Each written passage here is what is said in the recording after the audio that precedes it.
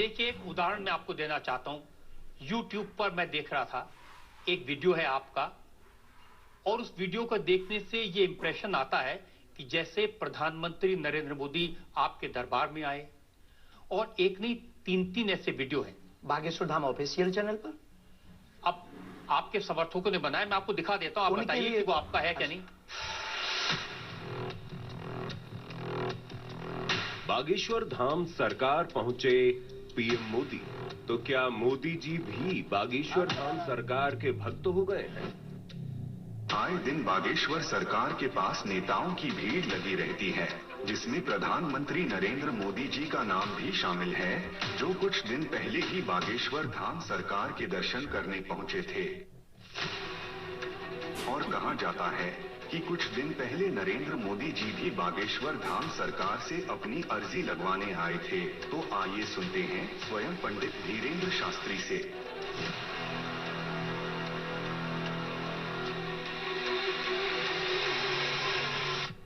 मोदी जी को ये प्रोजेक्ट है, तो जैसे बागेश्वर धाम आए, मेरी जानकारी है कि 3 वीडियोस हैं, उनमें से एक बागेश्वर धाम का है। बागेश्वर धाम के ऑफिशियल चैनल से कभी हो ही नहीं सकता है, न ऐसी भूल हो सकती है, क्योंकि हमने कभी ऐसी इजाजत नहीं दी। ये बहुत बड़ी गलतियां हैं। टीआरपी के चक्कर में रोज तो लोग हमारी शादी करवा देते हैं यूट्यूब पर। आपने सिर्फ ये भर देखा, ये भी तो देखिए कि हर बार हमारी लड़की बदल दी जाती है। हैप्पी बर्थडे कहीं ये कह दिया जाता है। एक ने न्यूज डाली थी, बागेश्वर सरकार 23 तारीख को परिणय सूत्र में बंधेंगे। संतों के फोन आने लगे। तो ये सिर्फ मीडिया पर, चूंकि बागेश्वर धाम बहुत सर्च हो रहा, और हनुमान जी भला सर्च हो क्यों ना।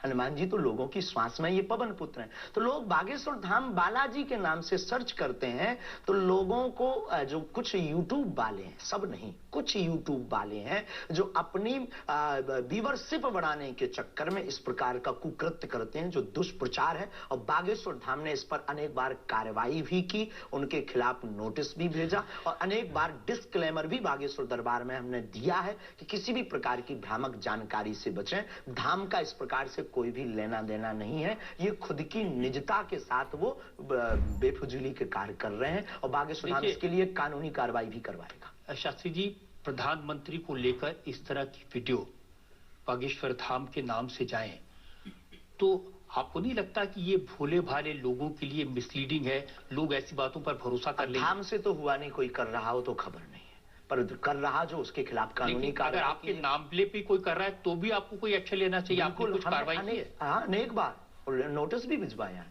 अनेक बार कितने चैनलों को बंद करवाया है। जो कई बार कोई खान के खिलाफ कर देते थे हमारे लिए, कई बार कोई धमकी डाल दे, बागेश्वर धाम पहुंचे जेल, अब वो ऐसी हथकड़ी हो, वो पुलिस अगल बगल लगा देते थे।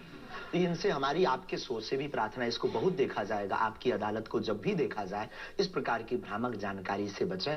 हम इस प्रकार, कोई भी हमारा दरबार या कथा प्रदर्शन का विषय नहीं है, हमारी कथा और दरबार दर्शन का विषय है। तो आपकी तरफ से मोदी जी के वीडियोस को लेकर के क्या कार्रवाई की गई?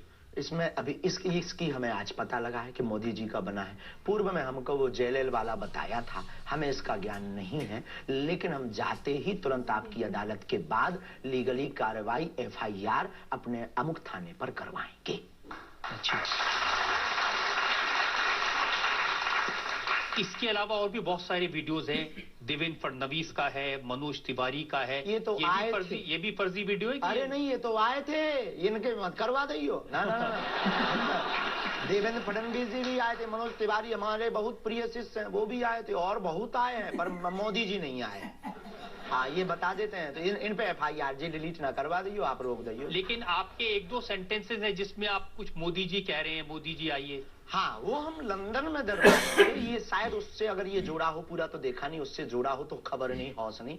मोदी जी वो जहाँ लंदन में राम कथा हम कर रहे थे, तो श्री राम मंदिर के, सनातन मंदिर के जो प्रमुख है वो एक मोदी जी है, और वो भी गुजराती है। तो वो दरबार में बैठे हुए थे, किसी कारण, उनकी व्यवस्था के कारण, प्रशंसा के लिए उनका जिक्र आया, तो लोगों ने शायद वो कट करके उठाया हो, हमारे स्मरण में ऐसा है। लेकिन ये भी गलत है, ये भी अपराध है। वो भी ऑफिशियली, बिना लीगली सहमति लिए बिना आप कोई भी वीडियो शेयर या वो नहीं कर सकता, ऐसा कुछ नियम है, तो ये भी गलत है। मैं आपको बताऊं शास्त्री जी, मैंने 40 साल हो गए मुझे पत्रकारिता में, ऐसे बहुत सारे उदाहरण मैंने देखे हैं।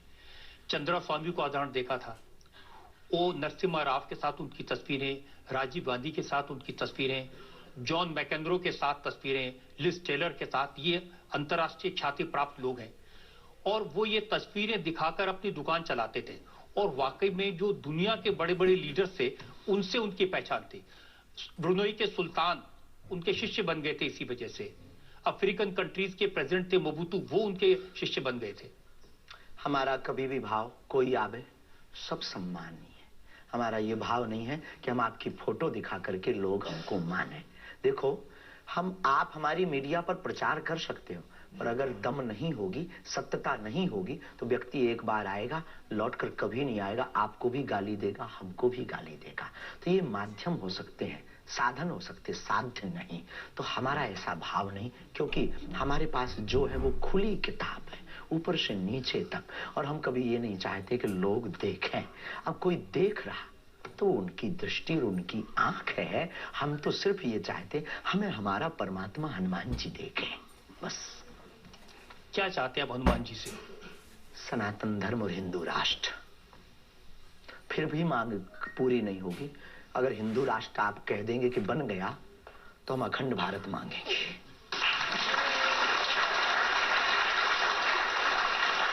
अगर वाकई में आपको भरोसा है कि बजरंगबली ऐसी इच्छाओं को पूरा कर सकते हैं, करते हैं, हमारी तो स्केल थोड़ा बढ़ाइए ना, उनसे कहिए कि पुतिन को समझाएं कि यूक्रेन से अपनी सेना वापस ले ले।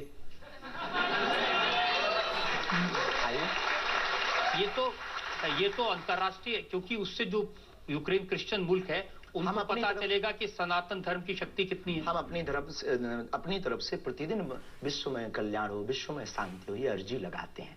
और हनुमान जी ने रावण को भी समझाया था, मान जा, भगवान है, वापस कर दो जानकी माता को। लेकिन जिसकी आ गई हो तो हनुमान जी की बातें उसे नहीं भाती। गुरु के नाते हमने भी प्रार्थना की। अब किसी की आ गई, हम जो बताने, हमारे पास लोग आते, महाराज जी हम मर ना जाएं। अब उसको क्या कहें कि जो बता रहा उसे भी मरना है। हद हो गई, तो हम तो पागलों जैसी बात करते मेरे पागल। लेकिन हम श्रीमान जी बड़ी विनम्रता पूर्वक कहें कि अगर आपको लगता है तो आपको अर्जी लगाने एक बार बागेश्वर धाम। नहीं, ये अर्जियां लगाने का काम तो आपका है, मेरा नहीं है। और अंतर्राष्ट्रीय विषय पर अब टर्की में इतना बड़ा जलजला आया है, इतना बड़ा भूकंप आया है, हजारों लोग मर गए हैं, तो कुछ आपको अर्जी लगानी चाहिए। बिल्कुल, हमने प्रार्थना तुरंत की और हम प्रार्थना करते कि प्रतिदिन जो भी हमारे पास है चूरन चटनी, हम अपने गुरु जी से और बालाजी से प्रार्थना करते विश्व का मंगल हो, सबका भला हो। इससे आपको फर्क नहीं पड़ेगा कि वो क्रिश्चियन कंट्री है या इस्लामिक? बिल्कुल भी नहीं, हम तो खुद गए, हम तो पूरी दुनिया का मंगल की कामना। हम उस धर्म से हैं जहां वसुदेव कुटुंबकम की चर्चा की जाती। सर्वे भवन्तु सुखना सर्वे सन्तु निरामया, सब में मंगल हो, मंगल भवन अमंगलहारी। हम ऐसे नहीं, हम मानवता के हैं। जिसके अंदर दुख है, हे बालाजी उसके संकट, आप संकट मोचन है, उसके संकट में हमें कोई फर्क नहीं पड़ता है। ये अच्छी बात आपने कही।